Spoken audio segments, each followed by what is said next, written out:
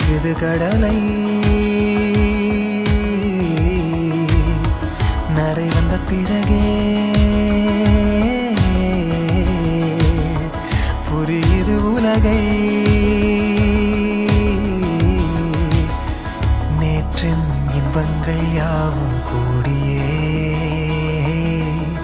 இன்றை இப்போதை அர்த்தமாக்குதே.